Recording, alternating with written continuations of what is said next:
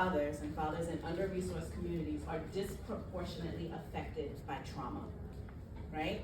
Not just because of what's going on in their own personal life, but because of the zip code they live in, right? Living in a food desert hurts.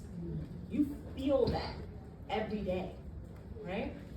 And so it's really important that when we think about how we're serving dads, that we're not monolithic and thinking that they just are one person, they need a workforce program, right? But what are dads carrying, and how willing are you to crack that open and really create a safe space for them? Okay, so I am going to jump into what this could look like when implementing. I have epic failure, because I'm all right with Sharon, I'm all right, and epic success. So what you see on the right are those father-friendly principles that we talked about, and what's on the left are my actions.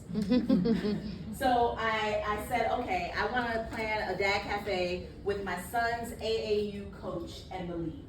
I was like, this is a great idea. This is a captive audience of dads, right? So I start trying to plan with a coach. You ever try to plan something with a coach? Okay, super inconsistent. He couldn't attend at the time selected.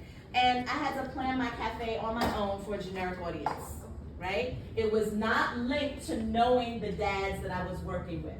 It was not father friendly. It was me in a vacuum, right? And then my flyers didn't have an image of a dad on it. I didn't create a role, as you know, I shared. I don't have a role specific for fatherhood support. And I expected that the fathers would attend without giving them any real information on what a parent cafe is, right? So they were like, parent cafe is no dad in the picture. Okay, I don't know what that is, right? Just done. And then I was affected by the triple threat: location, weather, and childcare, right?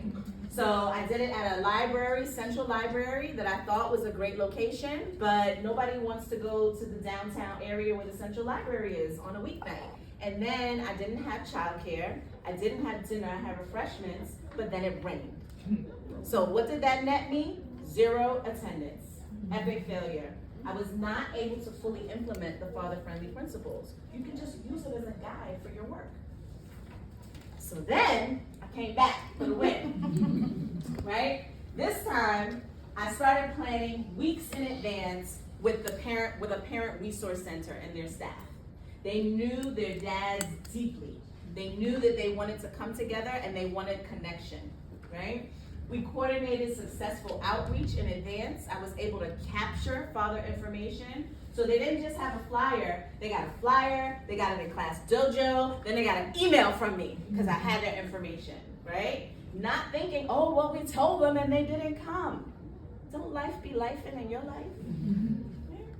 And the sign-in sheet, when I collected it, it indicated that we had over 40 dads in attendance at our cafe, right? And that number is now, the consistent number is 16, which is not a bad number, as many of you know, for a fatherhood initiative, right?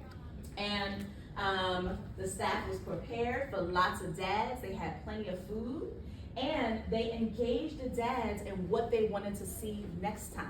They even asked them, what do you want to eat? When they say hot food, we don't want this continental breakfast, nothing, right? And they made it happen. And so it was like integrating all of the father-friendly principles just almost effortlessly, right? Just using it as something to keep in mind. This doesn't have to be rocket science. It doesn't have to be difficult or onerous. So we are somewhat out of time, but Oh yeah, no, we have time. we have time.